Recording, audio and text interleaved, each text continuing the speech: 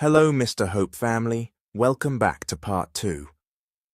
In Part 1, we met Aaliyah Carter, a hard-working university student who refused a dirty shortcut and chose dignity. After jealous co-workers set her up, billionaire Kendrick Kingsley fired her in public, until his parents revealed the truth and brought Aaliyah into their mansion, where her strength began to challenge his broken heart. That same night, Aaliyah Carter tried to study, but her mind kept drifting, back to Kendrick's clenched jaw, the way his hand had frozen on the cabinet, the flash of something human behind his anger. She hated how her thoughts kept circling him, like he was a question she couldn't stop answering. Near midnight, she closed her notebook and whispered a prayer. God, please keep my heart clean. I'm here to work, not to fall. As if the house heard her, she caught the sound of the front door opening downstairs, soft at first, then followed by laughter, a woman's laugh. Aaliyah's stomach tightened. She stood, stepped into the hallway, and listened. Kendrick's voice drifted up, smooth, flirtatious, careless. Then footsteps climbed the staircase. Aaliyah didn't rush. She didn't stomp. She simply walked down with calm speed, like Evelyn trained her. When she reached the upstairs landing, she saw Kendrick turning into the east wing with a woman at his side. The woman was stunning in a sharp, glossy way. High heels, fitted dress, perfume that reached the hallway before she did. She leaned into Kendrick, giggling like the world was a joke. Kendrick glanced up and saw Aaliyah. A smirk tugged at his mouth. "Look at that," he said loudly. "The house monitor is awake." Aaliyah ignored the insult and focused on the rule. Bishop Isaiah's instruction had been clear. No guests in private wings after hours without approval. "Good evening," Aaliyah said politely to the woman, then looked at Kendrick. "Sir, guests need to be registered through Mrs. Evelyn, and private wings are restricted at night." The woman's smile faded. "Is she serious?" Kendrick's eyes sharpened. "Yes, she's serious. She lives for rules." Aaliyah held her calm. "I'm sorry for the inconvenience, ma'am, but I'll need you to come with me to the front sitting room while I call Mrs. Evelyn." Kendrick let out a low laugh. "You're bold." Aaliyah's pulse jumped, but she didn't move back. "I'm doing my job." The woman crossed her arms, annoyed. "Kendrick, you didn't say you had a babysitter." Kendrick's jaw tightened. "She's nothing, just staff." Aaliyah's chest stung at the word nothing, but she kept her expression neutral. "Ma'am, please." The woman rolled her eyes and shifted her purse on her shoulder. "Whatever, this is weird." She turned toward Kendrick. "Call me when your house stops acting like a church." Aaliyah felt Kendrick stiffen at that. The woman walked away down the hall with loud, irritated steps. Aaliyah followed her to the main stairs and watched until she disappeared out the front door. Then Aaliyah turned back and found Kendrick standing in the hallway, eyes burning. "You embarrassed me," he said, voice low. Aaliyah's hands remained by her sides. "You embarrassed yourself, sir. I didn't invite her." Kendrick stepped closer. "You think you're better than me?" "No," Aaliyah said quietly. "I think you're hurting." His face tightened like she'd struck a nerve. "Stop saying that." Aaliyah didn't raise her voice. "You keep trying to drown something. I can see it." Kendrick's breath came heavier. "You don't know what you're talking about." "I know pain," Aaliyah said softly. "I live with it, but I don't use it as an excuse to destroy people." The hallway went silent. Kendrick stared at her, and for the first time, his anger didn't look like power. It looked like exhaustion. His eyes dropped, just briefly, to her lips, then lifted back to her eyes, as if he hated what he was feeling. Aaliyah's breath caught. He moved closer, too close. The heat of him felt dangerous, like standing near a fire you didn't mean to touch. "Say it again," Kendrick murmured. Say I'm hurting. Aaliyah's heart pounded so hard it made her dizzy. Kendrick! He flinched at his own name on her tongue, like it made it real. His hand lifted, hovering near her face, but he didn't touch her. He just hovered there, trembling with restraint. Aaliyah didn't move. She didn't lean in. She didn't run.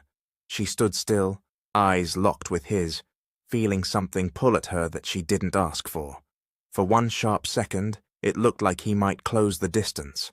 Then Kendrick's face twisted with sudden self-disgust. He stepped back hard, as if he'd been burned. Get out! He snapped, voice shaking. Go to your room! Aaliyah swallowed, her throat tight. Good night, sir.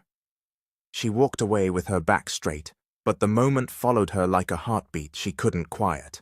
And when she closed her bedroom door, her hand pressed against her chest, she whispered, almost afraid of the truth. This is getting dangerous, because my heart is starting to feel things my mind didn't allow. The following morning, Aaliyah Carter moved through the mansion like a careful shadow, doing her duties, keeping her face calm, and pretending her heart hadn't almost betrayed her the night before. Kendrick Kingsley avoided her. He didn't come down for breakfast. He didn't pass through the common halls like he normally did. Even when Aaliyah heard a door open upstairs, she felt his presence retreat, as if he refused to share air with the moment that had nearly happened. Mrs. Evelyn Brooks noticed, of course. Evelyn always noticed. She watched Aaliyah fold linens in the laundry room with quiet hands. You look distracted, Evelyn said. Aaliyah swallowed. I'm fine. Evelyn's eyes narrowed. Fine doesn't make your voice shake. Aaliyah paused, then lowered her gaze. Nothing happened, she whispered. Evelyn studied her for a long second. Sometimes nothing happening is the most dangerous thing, she said softly, because it means feelings are growing in silence. Aaliyah's cheeks warmed. She didn't respond. That afternoon, Bishop Isaiah Kingsley called for a family meeting in the downstairs study. It wasn't announced like a threat, but it felt like one, the kind of calm authority that forced truth to sit up straight. Aaliyah was asked to bring tea, then leave, but as she turned to go, Bishop Isaiah spoke. Aaliyah, stay. Aaliyah froze. Yes, sir? Dr. Lucille Kingsley sat beside her husband, composed as always. Across from them sat Kendrick, shoulders tight, expression guarded. Standing near the bookshelf was Pastor Micah Reed, a tall, soft-spoken counselor in a simple suit. Pastor Micah wasn't flashy, but his eyes carried the kind of wisdom that made people feel seen and uncomfortable. Pastor Micah gave Aaliyah a respectful nod. Aaliyah, I've heard a lot about you. Aaliyah nodded back, nervous. Good afternoon, sir. Bishop Isaiah folded his hands. We're here because Kendrick's behavior has become a pattern of destruction, and he's tired of hearing it from us. Kendrick scoffed. I'm tired of being treated like a project. Dr. Lucille's voice was cool. Then stop behaving like one. Kendrick's jaw clenched. Pastor Micah stepped forward slightly. Kendrick, I'm not here to attack you. I'm here to understand what you won't say out loud. Kendrick leaned back, eyes cold. There's nothing to understand. Pastor Micah's tone remained gentle. People who are fine don't work so hard to prove they're fine. Silence. Aaliyah stood still, tea tray in her hands, feeling like she was witnessing a private war. Bishop Isaiah looked at Kendrick. Son, you can keep pretending you're strong, or you can admit the truth. You're bleeding internally. Kendrick's eyes flickered. Don't start with the church talk. Dr. Lucille's expression softened, just a little. This isn't church talk, Kendrick. This is family. We are watching you disappear. Kendrick's laugh came out bitter. Disappear? I run $1 billion brand. I'm everywhere. Pastor Micah's voice lowered. And yet you're nowhere inside yourself. Kendrick's face tightened, his hands clenching into fists. Stop. Pastor Micah didn't move back. "Tell us about Serena." Aaliyah's breath caught at the name. Kendrick's eyes snapped up. "Who told you that?" Bishop Isaiah's voice stayed steady. "We didn't forget her, Kendrick. You did. You buried her, and buried yourself with her." Kendrick's throat moved as if swallowing something sharp. "Don't say her name." Dr. Lucille reached across the desk, voice softer. "Son, grief doesn't leave because you ignore it." Kendrick stood abruptly, chair scraping the floor. His eyes were bright with anger, but there was pain behind it, raw and old. "You want to know why I'm like this?" he snapped, voice cracking. "Fine." He paced once, then stopped, staring at the wall like it was safer than looking at them. "Serena Walker was my fiancée," he said, words thick. "We were supposed to get married. We were supposed to have everything." His jaw tightened. "On our honeymoon trip, before it even started, we had an accident. I lived. She didn't." Aaliyah's chest tightened. She didn't move, didn't breathe loud, didn't interrupt. She simply listened. Kendrick's voice dropped lower. "Everybody looked at me like I should have saved her. Like money should have saved her. Like I failed." His eyes turned sharp again. "So I decided nobody gets close. Nobody." Pastor Micah nodded slowly. "And you punished the world for what you couldn't control." Kendrick's laugh came out broken. "I punished myself first." Aaliyah's heart ached, but she stayed respectful. "Sir," she said quietly, surprising herself. Kendrick looked at her, eyes guarded. Aaliyah's voice was gentle. "I'm sorry for your loss." Kendrick stared at her as if he didn't know what to do with kindness that wasn't afraid of him. For a long moment, nobody spoke. Then Bishop Isaiah exhaled. "Now we can finally begin." And Aaliyah realized Kendrick wasn't just rude. He was wounded, and wounds, untreated, always spill onto everyone nearby. The next day, the mansion felt different, like something heavy had finally been spoken out loud, and even the walls were breathing easier. Aaliyah Carter kept her routine, but she moved with a new awareness. Kendrick's cruelty wasn't random anymore. It had roots, deep ones, and still, she reminded herself, pain wasn't permission. Just before noon, Aaliyah walked through the main hallway and stopped short. Kendrick Kingsley was downstairs, not hiding, not storming, not pacing like a trapped storm. He stood near the dining area where an older staff member, Mr. Harold Green, the elderly groundskeeper with gentle hands and tired knees, was carefully arranging fresh flowers. Harold had worked for the Kingsleys for years, long enough to remember Kendrick as a polite teen before grief hardened him. Kendrick's posture was stiff, like he was forcing himself to be there. Harold looked up, surprised. "Morning, sir." Kendrick's mouth opened, closed, then opened again. His voice came out rough, awkward. "Mr. Green, about the way I've spoken to you, and others." He swallowed. "It was wrong." Aaliyah's breath caught. She stood still, not wanting to interrupt the moment. Harold blinked, clearly stunned. "Well, thank you, sir." Kendrick's jaw tightened as if apologies tasted bitter. "I don't expect you to forget. I just needed to say it." Harold nodded slowly. A real man admits when he's wrong.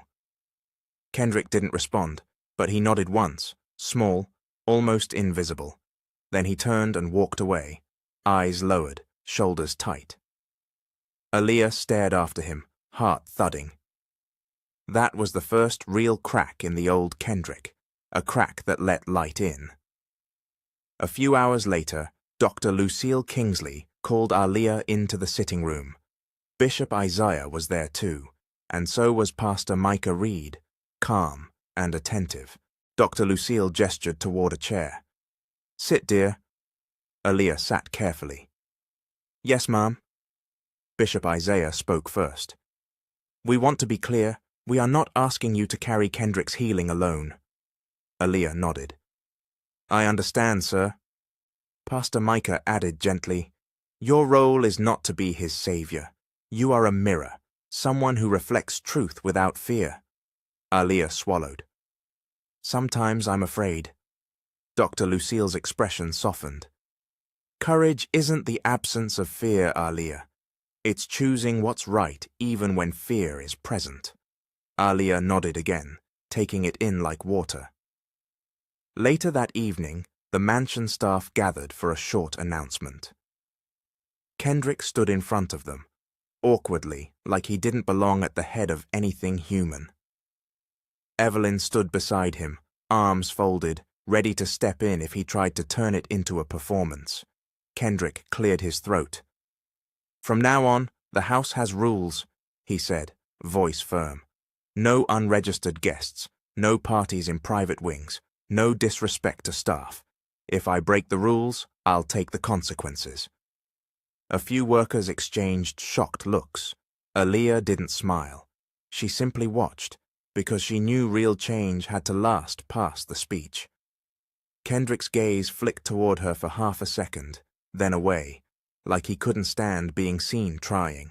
That same night, a call came from the restaurant manager, a man named Mr. Leon Parker, who had overseen operations during the incident. Evelyn put the call on speaker with Dr. Lucille's permission. Dr. Kingsley, Leon said, voice tense. We reviewed the corridor camera. The slip wasn't accidental. Aaliyah's stomach tightened. Leon continued.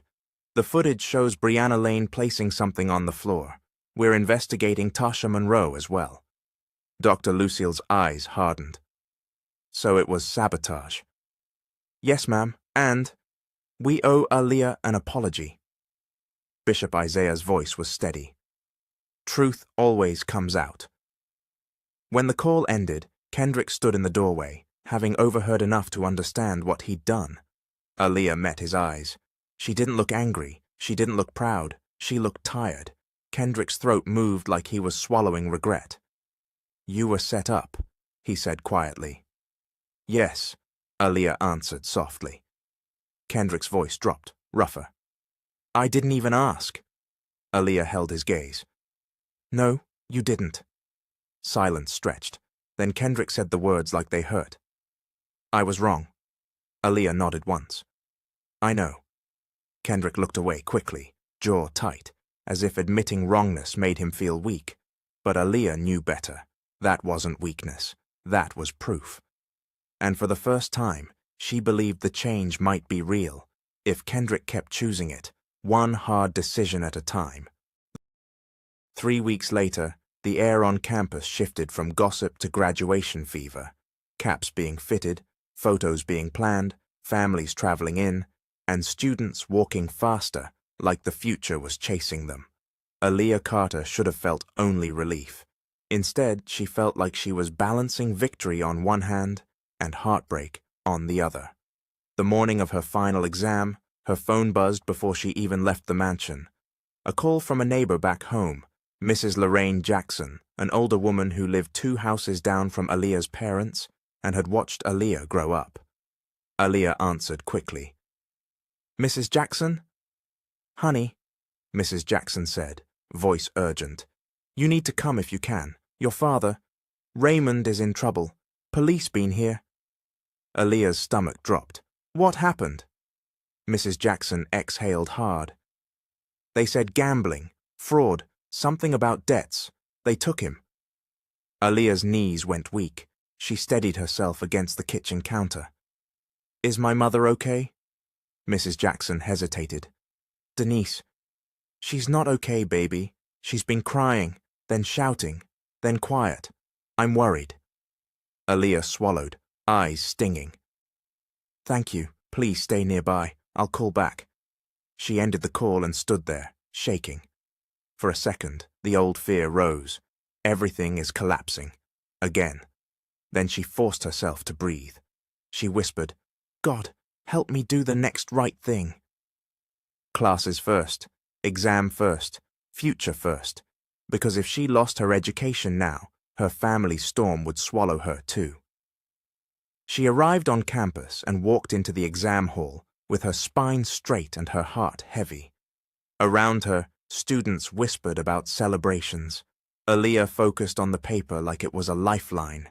Hours later, when she stepped outside, the sun felt too bright for the weight inside her chest. She checked her phone again. 2 missed calls, one from Nia, another from an unknown number. Then a message from Nia.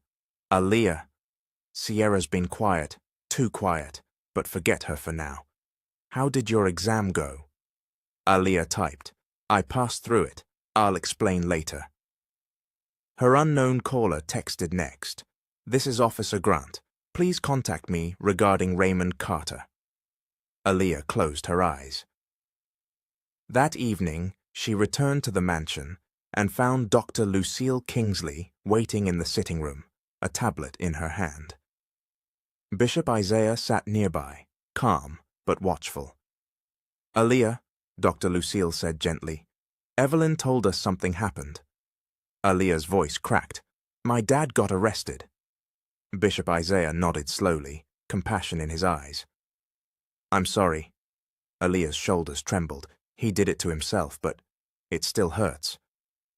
Dr. Lucille reached out and squeezed Aaliyah's hand briefly. You don't have to carry this alone. From the hallway, Kendrick Kingsley appeared. Quiet, no arrogance in his face this time. He stepped closer but didn't invade her space. What happened? He asked, voice low. Aaliyah looked at him, tired. My dad gambled again, bigger, and now the police took him. Kendrick's jaw tightened, not in anger at her, but anger at the kind of damage parents can cause. Bishop Isaiah spoke evenly. Aaliyah, finish your graduation. We can help with the legal steps after. Aaliyah nodded, eyes wet. Thank you. 2 days later, graduation day arrived. Aaliyah stood in her cap and gown, hands trembling, not from fear this time, but from the reality that she had made it. First-class honors, after everything, after hunger, shame, insults, and sleepless nights. In the crowd, Nia cheered like a whole choir. Marcus clapped with proud, steady warmth, and to Aaliyah's surprise, Dr. Lucille and Bishop Isaiah sat with dignified smiles, present, supportive, proud. When Aaliyah's name was called, she walked across the stage like a prayer answered. But that same night, when she finally sat alone in her room, her phone buzzed again. A message from Mrs. Jackson. Denise asked for you. She said, she's ready to change. Aaliyah stared at the screen, tears falling silently. Graduation had crowned her. Now family fallout was calling her back into the fire. The following evening, after graduation celebrations faded into quiet, Aaliyah Carter sat in the mansion's small chapel room. Just a simple space with 2 chairs, a Bible on a shelf, and soft lighting that made the air feel gentle. She had come there to breathe, to pray, to steady her heart before facing what waited back home. Her mother wanted to change, her father was in custody, and Aaliyah felt pulled in every direction, like life only knew how to test her, even when she won. A soft knock came at the door. Aaliyah wiped her face quickly. Come in. Mrs. Evelyn Brooks stepped inside first, her expression warm but serious. Aaliyah, she said, Dr. Lucille asked me to bring you to the garden. Aaliyah blinked. The garden? Evelyn nodded, then lowered her voice. And wear something nice. This isn't staff business. Aaliyah's stomach fluttered with confusion. Okay. 20 minutes later, Aaliyah walked toward the back garden in a modest cream dress Evelyn had helped her choose. The evening air was cool, and the path glowed with small lights lining the stones. She heard quiet music, soft, instrumental, floating through the trees. When she reached the garden clearing, she stopped. Dr. Lucille Kingsley stood beside Bishop Isaiah Kingsley, both dressed elegantly, their faces calm and expectant. Pastor Micah Reed was there too, smiling gently. Even Jordan Kingsley stood off to the side with his arms folded, wearing a look that said, "I'm watching this carefully." And in the center of it all was Kendrick Kingsley. He looked different. No smug smile, no careless posture. He wore a simple dark suit, hands clasped in front of him, jaw tight with nerves. His eyes locked onto Aaliyah the moment she stepped forward, and something in his expression softened, like he was seeing her clearly, not as staff, not as a problem, but as a person he didn't want to lose. Aaliyah's breath caught. "What is this?" Dr. Lucille's voice was gentle. "It's a family moment, dear." Bishop Isaiah nodded. "A moment of truth." Aaliyah turned to Kendrick. "Kendrick."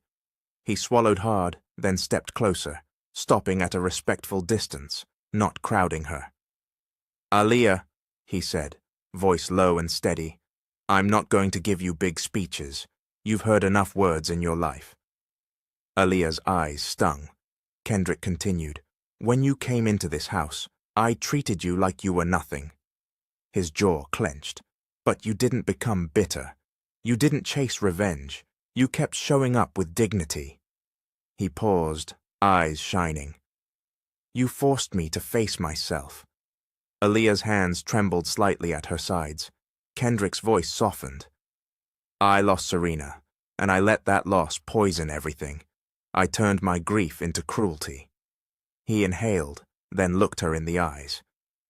"But you reminded me that love isn't just a feeling. It's discipline, it's sacrifice, it's choosing better." Pastor Micah nodded slowly, approving. Kendrick reached into his pocket and pulled out a small velvet box. Aaliyah's heart dropped into her stomach. He opened it. Inside was a ring, elegant, not flashy, chosen with meaning rather than ego. "Aaliyah Carter," Kendrick said, voice shaking just slightly. "Will you marry me?" The garden went completely still. Aaliyah stared at the ring, then at Kendrick's face, this man who had once humiliated her and now stood before her, changed, vulnerable, and sincere. Tears rose fast. She wanted to say yes. Her heart screamed yes. But another voice, quiet, wise, and firm, rose inside her too. She wanted to say yes. Her heart screamed yes. But another voice, quiet, wise, and firm, rose inside her too. "Don't abandon yourself just because love arrived." Aaliyah swallowed hard. "Kendrick, I love you," she said, and Dr. Lucille's eyes softened with emotion. "But I can't say yes the way you want right now." Kendrick's face tightened, pain flashing. Aaliyah lifted her hand gently. "Let me finish. I'm not rejecting you. I'm choosing wisdom." Her voice shook, but she didn't break. "I need to do my master's degree. I need to become financially stable and secure in who I am, so I can stand beside you as your partner, not as someone who needed saving." Bishop Isaiah's expression shifted into deep respect. Dr. Lucille's eyes filled with tears, proud. Kendrick stared at her, breathing hard, wrestling with disappointment and admiration at the same time. "So, you're asking me to wait?" Aaliyah nodded. "Yes, if this is real love, it will survive patience." For a moment, Kendrick looked like the old him might rise, angry, impatient. But he exhaled slowly, and the new Kendrick held the line. "I'll wait," he said quietly. "Not because your parents said so. Not because it looks good. Because you're worth it." Aaliyah's tears fell. Bishop Isaiah stepped forward. "This," he said, voice thick with emotion, "is what maturity looks like. Both of you." That night ended without a ring on Aaliyah's finger, but with something stronger in the air.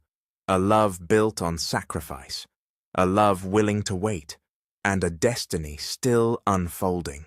2 months later, the mansion felt quieter, like it was holding its breath.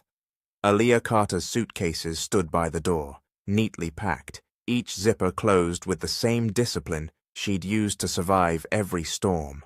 Her master's program acceptance letter sat on her desk like proof that patience and perseverance could still open doors. In the kitchen, Mrs. Evelyn Brooks moved slower than usual, pretending to rearrange things that were already perfect.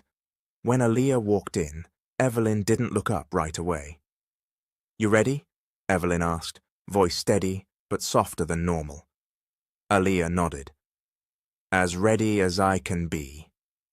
Evelyn finally turned, and her eyes were glossy. "You came here as staff," she said quietly, "but you're leaving like family." Aaliyah's throat tightened.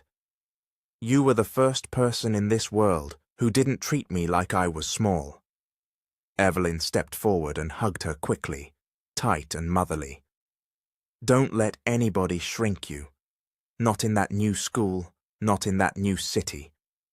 "I won't," Aaliyah whispered.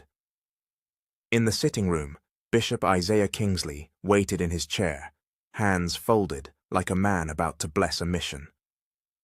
Dr. Lucille Kingsley stood beside him, elegant and composed, but her eyes were warm with pride. When Aaliyah entered, Dr. Lucille reached out and held her hands. "Your scholarship support is confirmed," she said. "And before you argue, this is not charity. You earned this, with character." Aaliyah's voice shook. "Thank you, ma'am."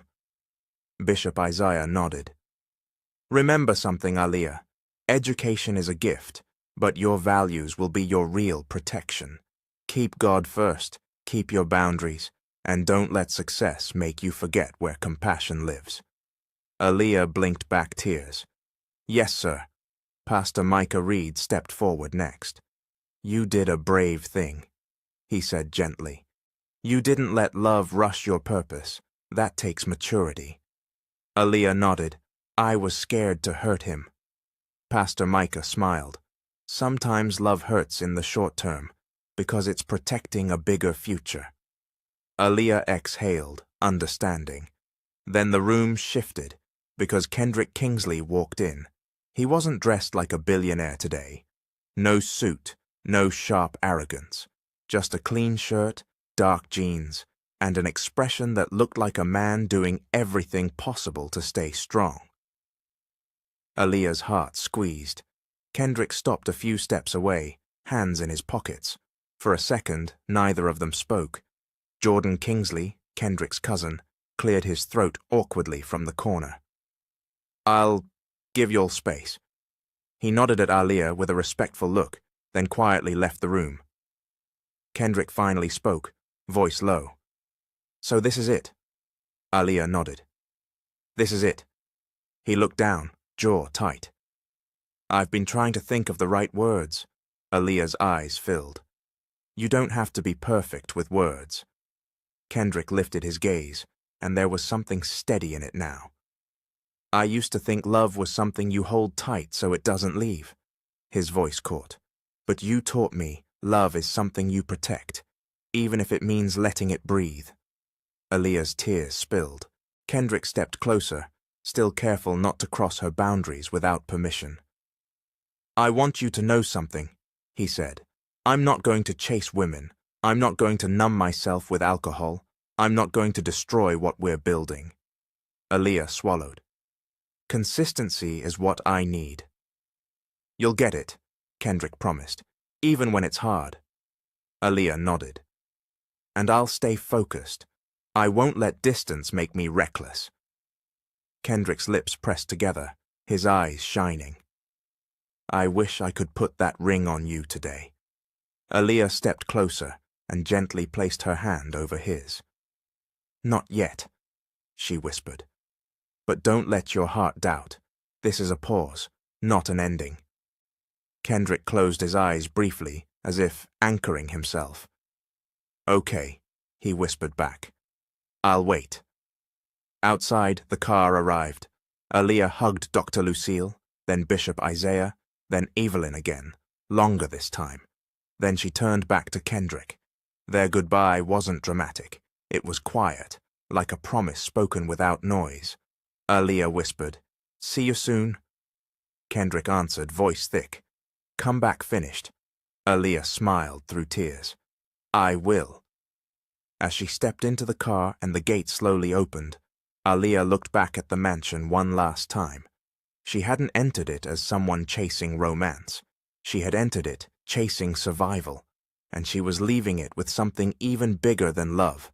A future she built with faith, sacrifice, and perseverance, and destiny, finally, on her side. This story reminds us that your hardest season doesn't get to define your destiny. Aaliyah had every reason to take shortcuts, but she chose integrity, and integrity always pays, even when it pays slowly. It also teaches that pain is real, but pain is not permission. Kendrick's heartbreak explained his anger, but it didn't excuse the way he treated people. Real growth begins when we stop defending our wrong behavior and start taking responsibility for it. Another lesson is that education and discipline can change a whole family line. Aaliyah didn't just chase love, she chased purpose, stability, and self-respect. And finally, this story shows that real love doesn't rush, control, or destroy. Real love waits, supports, corrects, and helps you become better. So if you're struggling today, remember, keep your faith, keep your standards, and keep going. Your clean heart will take you further than any shortcut ever could. All right, Mr. Hope family, that's the story. Now I really want to hear from you. What did you think about the journey so far? Did Aaliyah handle everything the right way, or would you have done something different? And let's talk characters. Who's your favorite right now? Aaliyah for her strength, Kendrick for his slow change, Evelyn for being solid, Bishop Isaiah and Dr. Lucille for standing on truth, Nia for real friendship, or Marcus for showing respect when it mattered? Also, which moment hit you the most? The public humiliation, the mansion rules, or the first time Kendrick finally showed regret? Drop your thoughts in the comments, because I read them and they help shape what comes next. If you enjoyed this, show love with a like, share it with someone, and don't forget to comment. Goodbye for now, and I'll see you in the next one.